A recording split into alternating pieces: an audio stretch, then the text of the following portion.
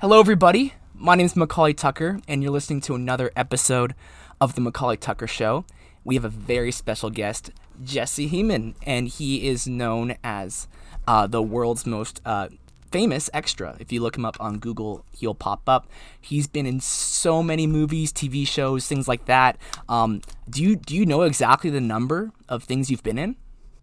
I don't know the exact number. I would say, by the way, hello everybody. Hope everyone's having a wonderful day, whatever they're doing. I'm happy to be here, McAuley, and thank you for inviting me onto your show. I look forward to seeing what you make out of it. Uh, I don't remember the exact amount of things that I've done because I've been doing it for 22 years now.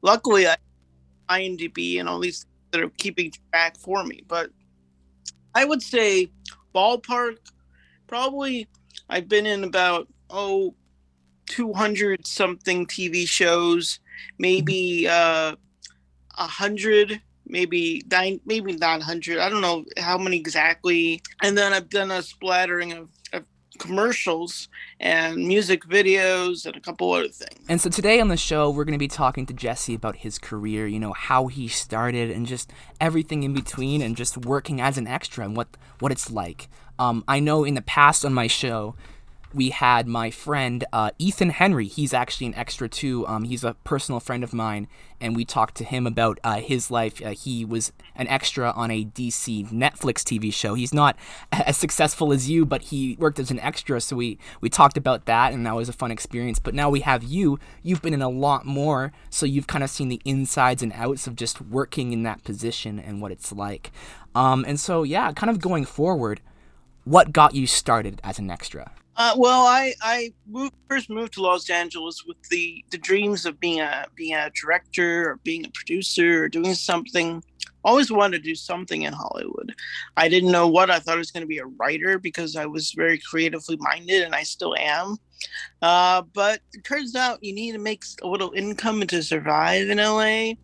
So my roommate she had been what they call a stand-in for Linda Hamilton from the Terminator movies. And she said, why don't you go down to Central Casting, which is where I did, and apply to be an extra? And I said, no, I could do that. I said, yep, anybody can do that. So I went down the first time available, and I went to a company named Central Casting. Anyone can sign up for it now, centralcasting.com. And you can sign up. You can tell them, you fill out like a profile, like your sizes and your looks. Take some photos, and they hook you up. They're the ones that call that have casting directors from TV shows and films and commercials and all sorts of things. Say, hey, we need extras that look like this or that. And they're the ones that get me the job. So I for the whole duration of my extra career, I've mostly gone through a company or some companies that have the means to put you there. It's just a matter of doing the small little hard work of finding those companies and making sure you build good relationships with them, and the simple fact of just showing up and acting professional. Don't act like if you want to be an extra like me, don't go to a set and say, hey, can I have your autograph, or hey, can we get a selfie together for the Instagram? It's like, nope, they're not there for that. They're there to work, and so are you. So you have to act like it's just a job. I really appreciate you actually passing that on and just kind of laying that out on the table, always remaining professional in everything that you do. You mentioned something really interesting. You mentioned you wanted to be a director and a writer, from my understanding. With that in mind, when you were young, did you write stories? Did you come up with these ideas? I always had little stories in my head when I was playing with my toys as a kid. When I used to collect Matchbox toy cars, and whenever I'd have my whole childhood, like when I was in the single digits, room covered in the bottom, with these cars, and I would make up stories of what they were doing while they were what they were, where they were going. I would have so much fun just doing that, and then I was just good. Yeah, I was good. Was good at coming up with the most imaginative. I got afraid of the silliest things when I was like that kind of fueled the things that scared me. I'm like, why am I scared of those things? Like maybe explore kind of you're supposed to explore things that scare you because those will lead you on the best adventures I've heard. And it's like the girls that get pushed down by the boys. Turns out the boys like you. They're just doing that. So you explore those avenues, and it's not like boom, you're doing the thing that scared you. It's not that scary at all. It's something that has led you to success. But yeah, no, I've always had stories, ideas. I every day I come up with some new idea for a product or a business or something that I have had no means of execution for years and years, and I still don't have that much to go by, other than what's in my head and relaying an idea to someone and see if they think it's a good idea. For sure. My kind of last question involving that: have you ever considered, trying to produce content or in any shape or form, animation, real life, or audiobook or story with your ideas that you've had, or nah? I would love to do any of that, but you know what? I need money. I, I'm more. I will say that I am more famous than I am rich. I have the lifestyle of the famous, but I live in a what I said one bedroom apartment, and I pay whatever I pay in rent. Rent when I'm not a Kardashian. I'm not living out there with Justin Bieber. People have made their life famous from the silliest things. I'm just doing my hard work, and I'm going. When I extras call, I still do extra work. When a lot of actors stop doing extra work, and but I have had my share of speaking roles and opportunities. I had a really big couple commercials last few years, so and they've led to really fun moments, but they haven't really. I still haven't gotten to that like one moment where I like you know who I am. There's a ton of people that know who I am, but for a lot of people out there, I'm just a face. You're that guy from that thing, and I want to be more than that. I still have dreams to follow. Definitely, and that's really important to have dreams and goals set for your life. Kind of going back to when you started, when you got onto your first set, did you think anything of this? Were you like, oh, it's just a one-time thing? Did you ever in your wildest dreams imagine being where you're at right now? I did not. I when I first started, I didn't know it could be anything more than a nice side job or a job you could do once in a while. I was getting tons of pressure from my parents to get a real job, and that what's funny is now that I've been doing a real job as a side job, they said, "When are you gonna go back doing an extra work?" And they're like, "Come on, go back to what you like to do." So, it's I didn't know it was going to be a career, but of course I'm blessed. I'm honored that so many people wanted to put me into really cool projects, and then it just kept happening, like years and years and years and years of continued success. That's awesome. And I love hearing that. I love hearing that, success and, accomplishing things. You mentioned commercials. You mentioned that you've done a lot of commercials, and different companies have different commercials. Do you have a favorite commercial that you've been in? It was just an enjoyable experience than the others, I guess. Well, we're gonna get this at some point. So, uh, I was in a Super Bowl commercial with in 2013 where I got to kiss supermodel Bar Raphael, who was very friendly and very sweet, and I got to kiss her for 65 takes. I mean, for like 13 hours. We had a lunch. They said you can't eat garlic. Lunch. So yeah, I would say that's one of my, if not the greatest thing I've ever done. below me a commercial, and it got seen by 1.1 billion people at the same time. So I mean, that was pretty good.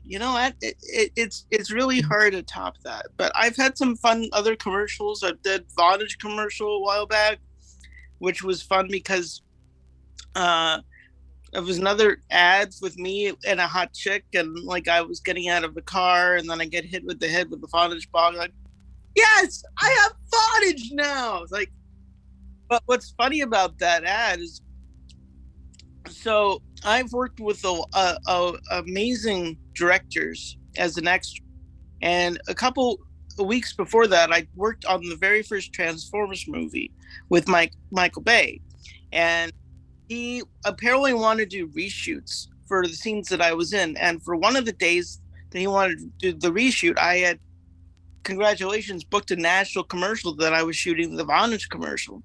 And the dates collided. I had to say no to working with do a reshoot with Michael Bay. And I was like, oh, that's it. I'm never going to work with him again. He's going to hate me. Well, he didn't hate me. He seemed to be a fan of mine. And even though I worked on the Vonage commercial, a couple years, apparently he requested me for extra work, featured on Transformers 2, and I wasn't available because I was booked solid on things. And then for Transformers 3, he booked me for 7 days straight. And I got to work right next to Shia LaBeouf. I got working a really cool office scenes. I don't know if you've seen it, but there's a very big one where they're just talking in the office, and I just walk by, and he tells me to look right at the camera, which is usually a big no-no. You're not supposed to look at the camera at all. The extras are supposed to blend into the crowd, but no. They said, Jesse, look right at the camera. I knew not to piss him off more, so I said okay, and I looked right at the camera, and that was amazing. But that was that was pretty cool experience, all that. And so kind of going back to just being an extra, working on these sets. I remember watching some of your, I think this video, 60 seconds, I think, or around, that's what it's called. You were talking about being an extra, and it involves a lot of sitting around. And have you found any ways to, I guess, not be bored while sitting around for work? What's your tricks? It's just you just do the things to pass time. You talk with other background on the set. You bring a magazine. I used to bring my PSP or my Game Boy. I mean, we just. And now with a cell phone, we always have something to do. We make sure to bring plenty of chargers so we can just keep using our cell phone. We're not on set. There's right now there's endless distractions. So and it's better to have distractions. So, but the worst part is like when you're working on a ranch somewhere out in the desert where there's no Wi-Fi, and those are. Then you just put your head back and if you can, close your eyes for a couple minutes and try to take a lot of power naps. That's awesome. And I'm assuming that's happened to you. Have you been in a place like, just last year, and I worked in a movie that's coming out early next year, called Babylon, with Brad Pitt and Damien Chazelle. I think it's that Damien Chazelle. I forget his name. But he makes like really epic films. He's the guy who directed La La Land and all that. And this epic set, but we were out in an area called Simi Valley. They have a bunch of ranches out there, and we were shooting on this ranch where when you got off the main road, it took like 14 minutes to drive from the main road to where the set was on the ranch. Like that's a long drive. We did it like 5 or 6 days in a row. It was a lot of just going back and forth to places and driving somewhere on a mysterious ranch at 4 a.m. a lot because we had to take advantage of the entire daylight. And you, looking on International Movie Database, you got all your roles on there, and looking through, some of them even have names. And I'm curious, can you explain why some of them do, but some of them don't? Some shows give you a name, or I want to, you're asked about speaking, and I've done a fair share of speaking parts. So on a show where I have a speaking part, they'll obviously call me something. So, but sometimes, like when I was on Entourage, where I was at the Comic-Con, so they get away with calling me just Comic-Con fan number 2 or 3 or whatever it is. So, and my look is what my character is. So a lot of characters are nerd or dweeb or idiot or virgin or never been kissed. Something descriptive of my characters. So I'm okay with any of those. But a lot of them are uncredited. So I don't have I'm not, you're not, they don't necessarily always name the extras. We're just whatever scene we're in, we are the background of that scene. It was like, when you're having lunch at a cafe outside and there's people behind you, do you care what their names are? Oh, I mean, but they're there. They're a part of your history now.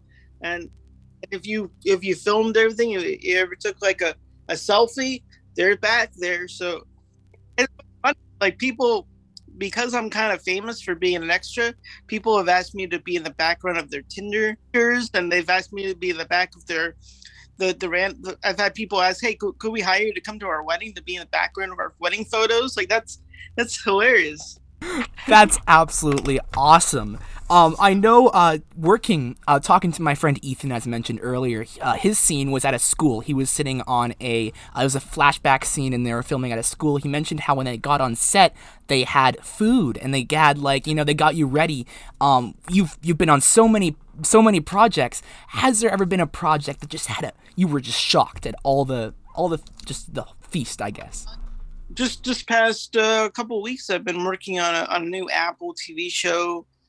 I can't say the name or who's in it, but they've had the most amazing catering and craft service. Catering is where they serve you the breakfast, lunch, dinner.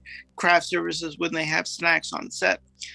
They have had like Greek food and falafels and stuff at craft service. They've had amazing lunches where I had Parmesan crusted like salmon and stuff. Like, I mean, just stuff you it sounds amazing. They always have some chicken, beef, fish, and something for vegans, and just amazing display of food for every palate.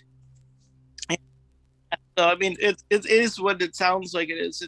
But some shows, they treat extras not so well, and we get box lunches, which is basically a sandwich, a piece of fruit, maybe some chips, maybe a cookie. That's about it. But things have changed since those days, and I can't remember the last time I had a box lunch. So I think that the rules have changed. There's a lot of I'm in the union. I'm in the Screen Actors Guild. There's a lot of union rules, and I think maybe because I'm union, I probably, knock on wood, will never have a box lunch on a set again. But it's possible. Being an extra, you aren't really told exactly, depending on how big your role is, who your character is. But when you go into your role, when you step on the screen to be an extra, do you prepare at all? Like, okay, this person is at a Comic-Con, so do you do a lot of that, would you say? I think about where my character is. I think because it's funny because like we're actors too. We're scene, and you are when you're watching a show, you're gonna want to make sure that it fits that this guy, just these people are behind the main characters. Like, in a courtroom or at a police station, they have normal people there, not just police officers. So like you have to like feel like they're there. Oh, they're there to report something that happened to them, or they're there because their brother got arrested and they have to wait for him to come out of jail. Like things like that, and just like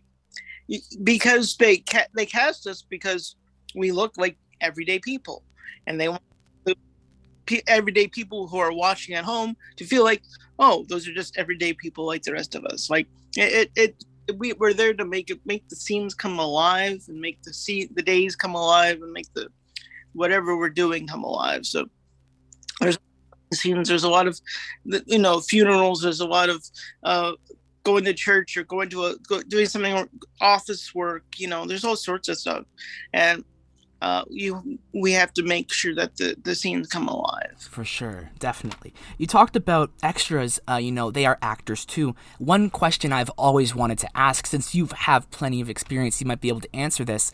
When extras are talking to each other in the scenes, what do you guys usually say? Is it genuine conversations, or is it just... We actually are taught the best words to mouth when you're talking to anyone is watermelon and applesauce. Because generally, if I just say watermelon applesauce, for some reason it looks like I'm saying just about anything. And so it's a I don't know who first came up with that, like how they decided the watermelon and applesauce is the go-to, like the mouth looking like they're talking to each other, like movement. But someone is teaching that throughout the years. But I mean, there's all sorts of things. Sometimes I'll like I said, if I'm working in a scene where, like at a police station, and like I'll act like something just happened to me. So like, my brother got arrested. Is he gonna be okay? Do I need to fill out paperwork? How is this gonna look at my reputation? Oh God, I hope he's okay. Things like that. So I just like try to mouth those type of situations. Of course, we have to like look either sad or happy or mad or surprised or whatever the tone of the scene is. Right. You mentioned under your just kind of your special skills, you actually have a lot of fascinating skills. One that came out to me the most was whistler. Would you say you're like really skilled? That was one in particular. I'm like, huh. It's because like I other than playing the trombone, I can't really play any instruments, but I'm very good at... Oh, wow. Yeah. That's awesome. And even you've said you've done some voice lines in some of your projects too. You can even do some accents, and that's also good too. I do the basic accents. I'm not like... I mean, I was born in Boston, so I can tell you how to pocket cod in the odd. But I've also lived in Texas, so I can... Hey, would you like some iced tea, y'all? Hey, y'all, how y'all do? And now I've lived in California long enough that I'm calling everybody dude. Hey, dude, how are you doing, dude? So, what's up, dude? Well, I know how to hang 10, and I know all those things. So, I also, when I used to do rideshare, one of your questions asked me is like, what side jobs have you done, or what else do you do? I used to do rideshare drivers, so I used to drive people for Lyft. And when someone would get in my car and they have an accent or they have a different way of talking, I would study that while I'm driving them somewhere, and then I would, once they're out of the car, I would start like practicing that. For voice work, since you are primarily an extra on camera, have you ever auditioned for projects that are just voice only, like an animation project? I've auditioned. I never successfully booked one, unfortunately. But I have auditioned. I used to have a voiceover agent, and I took classes and lessons and trained it, and I still would love to do it. But I guess they want people that, for some reason, even if though you're not seeing them, you have to be familiar with their voice.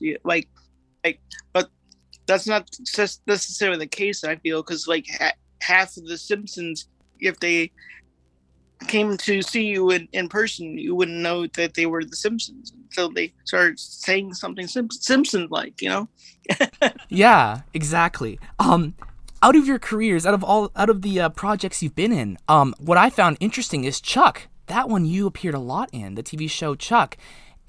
What was it like on that? Because it's just I don't see that a lot in your thing. You appeared a lot in it. Well, I was fortunate enough to be asked to come for the second episode of the whole show, and I got established as one of the workers at Buy More, which is where Chuck works when he's not doing spy work, and I got asked to come back for every single episode that they used it at. So that is how you get cast as a regular on a show. You if you get featured in some every day of life of a character, you will often be cast as a regular, a reoccurring extra, and those are the best gigs to get as an extra for sure on a TV show. I have also done that on Big Bang Theory. I appeared a lot, and also on a show called Pushing Daisies.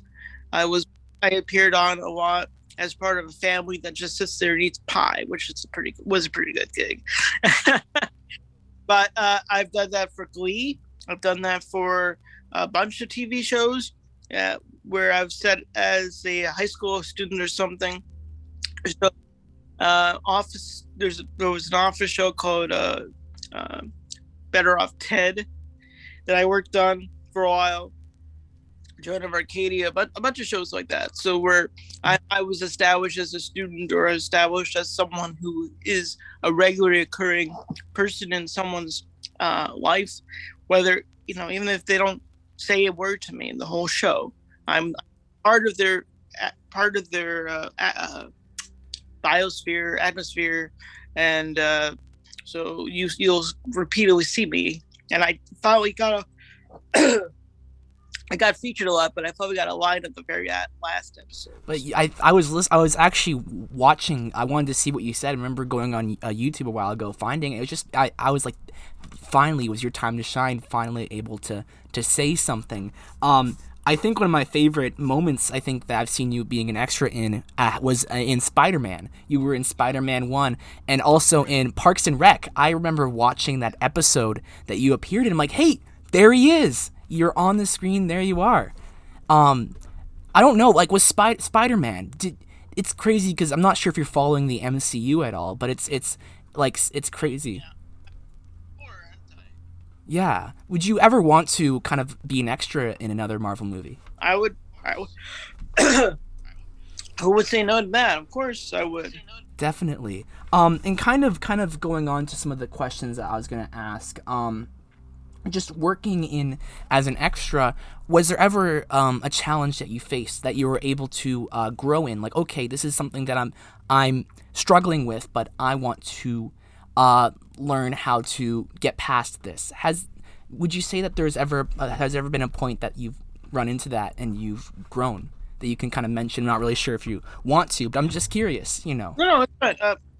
I have tendencies to be impulsive, and I'm trying to be less impulsive with and sometimes I use what I choose to do as an actor as an avenue to learn to be less impulsive, because when you're an actor and you get to certain levels of superstardom, you tend to try to be selective in your choices of what you do, and I want to be less selective and just say yes to everything again, because those are the best ways to really expand your horizon and be okay doing things that challenge you, be okay doing stuff that scares you, like I said, because those are the things that'll lead you to your best success. And I like personally, like I have a fear of heights, and I would love to Michael Bay to recast me in something where I have to he's like, well, if you want to make $2 million, we gotta have you tandem skydive with somebody. Like, okay, Michael Bay, if you want to do that, I'll skydive for you, buddy. Definitely. I was talking about this before we started recording, but I was curious, has there been any just humorous moments? 'Cause, talking with my other friend, he mentioned one that hit him like, oh, that was really funny, we were working and this happened. For you, is there any funny, just hilarious moment that can come to your mind that just kind of happened on a set behind the scenes when they were working that you just kind of had to laugh? It was just funny. I'm sure there have been. It's been it my mind is blank on those topics for some reason, but it I'm sure there have been hilarious moments. Probably working on Old School when I was working with Will Ferrell and Luke Wilson and Vince Vaughn and Jeremy Piven and all these amazing actors. Um, uh, Whenever Snoop Dogg was on set, they would always like converge into his trailer and smoke weed in his trailers. That was um uh but I always had a great time on that show, and I've worked with Neighbors, which is actually a speaking part for me. I worked on Neighbors as the babysitter. They asked me to do some like really gross stuff with a breast pump, and if you watch Neighbors, there's like a scene where so they come back from the party and you see the back of my head as I'm leaving because I'm the babysitter. But then next day, she needs to like pump her breast because she has a kid, and there's something wrong with the breast pump, and you never find out why there's something wrong with the breast pump. I'm why there's something wrong with the breast pump. They had me film all the stuff, and then they edited it out because they said it was too gross when that movie like way other gross stuff that happens. So I don't, but I it's silly stuff like that, like stuff like it's not that it's like gross out stuff or things that you know you probably wouldn't want to know about. But yeah, no, I had some really fun, amazing sets. I've worked with amazing people. I got to work with Hilary Duff on a film. I got to work with all sorts of people. I got to do a music video with Michael Bublé where I got to kiss Jamie Presley from My Girl, and that was fun. And I got to do some. I asked him to record a video for my friends, and that was cool. So I mean, I just had a lot of fun with working with a lot of people. So I know how to take advantage of some scenes and when I can, and I also know when to leave people alone. For sure. Definitely. Kind of working. Have you ever? This is an interesting question. Journals. I know for me, when I was younger, I wanted to keep my own journal. For you, since you've worked on projects, have you ever kept your own little journal that you've kind of written in? I have. That's how I keep a lot of my ideas. Like when I'm working on a set, I'll bring a journal. I used to bring a journal all the time, and I'll like, if I have an idea for something, I'll write it down. And I have songs. I've written like just whatever. I just sketches. Just it's a good way to pass time, just to have a blank piece of paper and a pen and see what happens. And I don't know if anyone's ever gonna see all my notes and all my sketches. So, but if someone somehow, if I get to a level where they want to like open the Jesse Heiman World Greatest Action Museum, and they want to these are some of his notes that he once wrote, like that would be cool, but I doubt that's happened. But it's like all these unfortunately rappers that die too early, all these songs that's out of the woodwork. So like, oh, he wrote this song, he wrote that song, and they all these post-mortem albums that come out. I hope I have a post-mortem moment where people are like, that guy, the world's greatest actor, he's gone. There will never be another extra that we can look in the background and say, there's that guy again. Meh. I have a few meh moments and then forget about me, unfortunately. Yeah. Well, yeah. Working. You've mentioned like earlier on. You enjoy being on camera. Have you ever considered pursuing moving from the background to the foreground? Doing a lot of things involving that. Of course, I already have. I'm done a group of speaking parts. I was in a film called The Jerk Theory that I worked on that in Utah back in like 2009. Back when I was still filming with Chuck, they let me go for. They had me. They can't. I booked the film, so they let me go for. There are a couple episodes where I'm not in. That's why I'm working on a film. I've done some TV show guest spots. I've done some Entourage. I mentioned. I did a film with Heather Graham called Half Magic. I did a Entourage. I did a guest speaking part in Entourage. There's just I've done a fair share. I've I just haven't gotten like that one part that kept me doing mainstream and but I'm one of those actors that I'm okay doing background work, and that my I have an agent and they're always like, Jesse, at some point you got to stop doing extra work. But I said, why? I'm the world's greatest extra. You know what? If they want to start paying me $1 million, I'll stop doing an extra work. But I haven't got. I'm not $1 million actor yet, so why should I not accept roles that are still want to pay me, the chump changes that I need to earn to pay my rent, For sure. Yeah. When COVID hit, did that affect you at all with your career? It affected all of us. It affected the entire industry, shut down, um, nationwide, worldwide. It still affects us because we, in a not meant to be a pun, but in a positive way, it affected us because every time we get asked to go work, the first thing they have to do is pay us $100 to get a COVID test. So every time we go get a COVID test, we get paid $100 for it. How many people out there you think would get a shot if they got paid $100 every time they got a shot or got a? I think that would things faster, But yeah,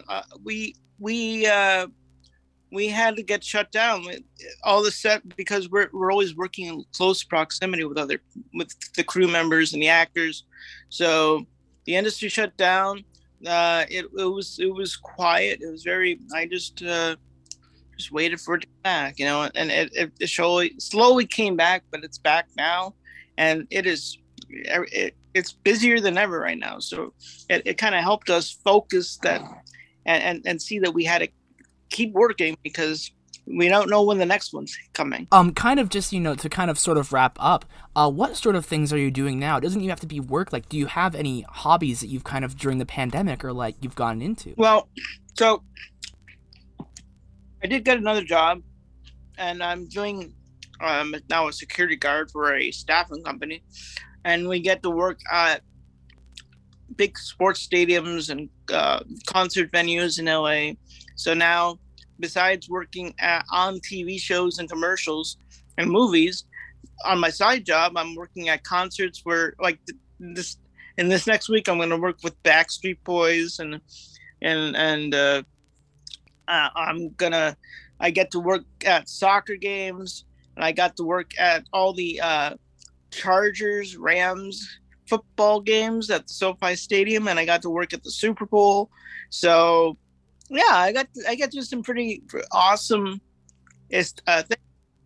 And what's really fun is that I get to see a lot of my friends because in LA, all the celebrities go to all these games and go to all these concerts. So I get to go, and what I'm waiting for is that one person say, "Hey, wait, why are you doing this? Come back, come work with me on something, and hire me to come work in their company where I can help them make more creative ideas happen." Like that is my next goal, is like to get a job working in someone's production company so I can start making those steps, because I still want to be a producer, I still want to be a director, I still want to be known as a writer of things. I still want something that I wrote to appear on a big screen somewhere, whether it's at home or in a theater.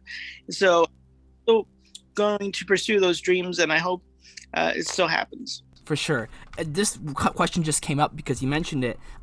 Have you ever worked on, and because you've been an extra, have you ever worked on the set, like behind the scenes on something? Has there ever been an opportunity to do that for you? Like, not working as an extra, but working, with the cameras, lighting, things like that. I mean, there's been a couple of shows where they have me like pretend that I'm using a camera, and Okay. they'll actually film. They'll take the film that I shot from using the camera, and use it on for a close up for a scene or something. But no, I haven't really dabbled into script writing or like makeup or costumes or any of the cameras. Like I don't have those skills. Unfortunately, I don't have those.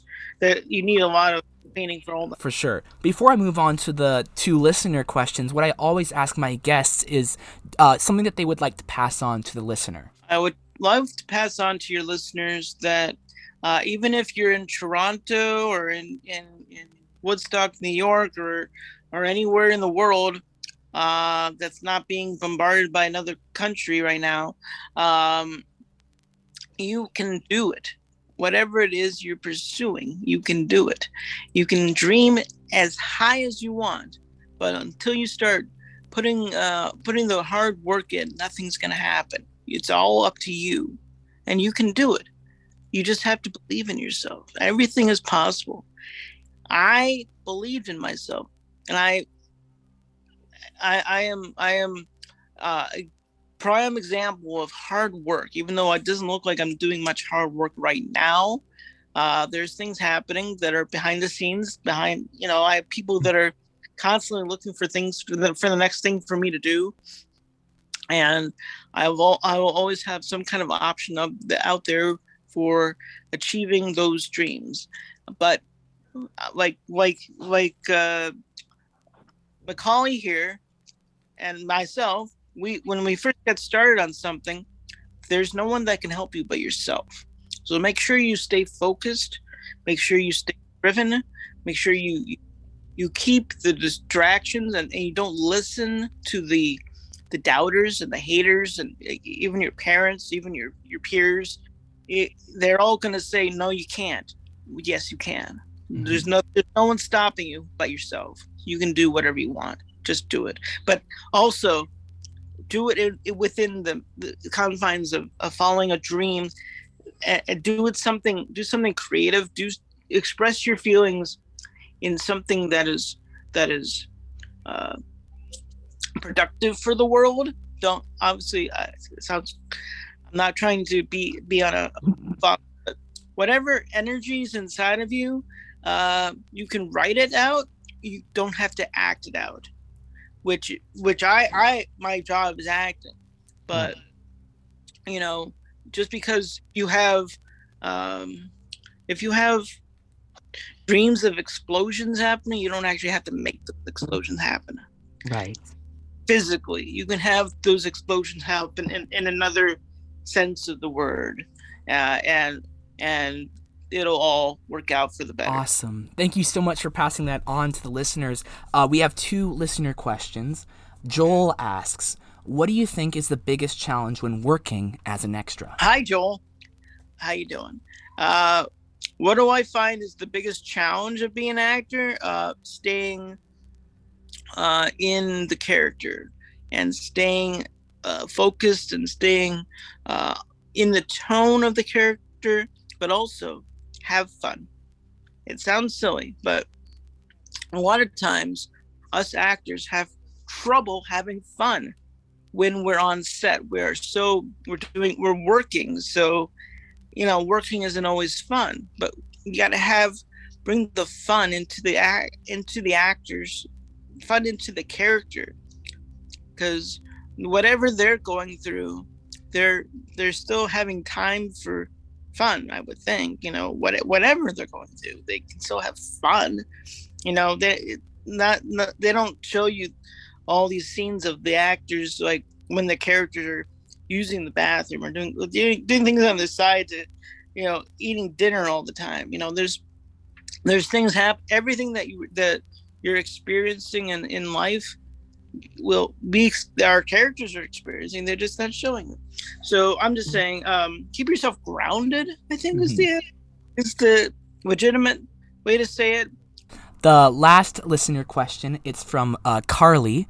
She is wondering, what is your favorite movie and your favorite actor? That's a good one. Wow.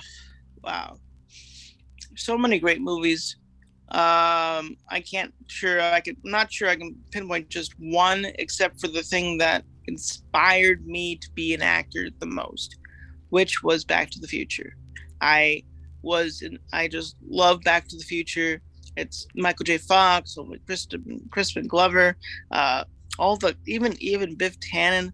They got all those actors. They and Spielberg's direction and the whole Zemeckis, all the people involved. It just blew my mind that you can get in a car and drive 88 miles per hour and be somewhere else. That is awesome.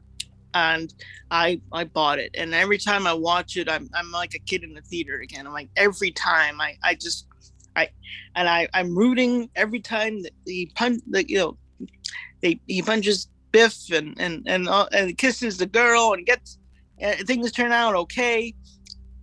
There's no other movie. All the movies have most majority of the movies out there have happy endings, but that is the comfort movie. That is my meatloaf. That's the comfort food for movies for me. And Michael J. Fox, I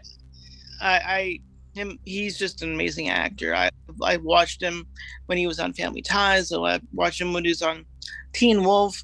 But Back to the Future movies, like I said, those are just amazing to me. Those are the ones that I wish that I wish two things. I both wish that they don't ever touch those films, but I also kind of wish J.J. Abrams makes some kind of new Back to the Future, just to see how it would look, and then if it goes okay, he's okay to make more. But he's the only one I would trust to make more.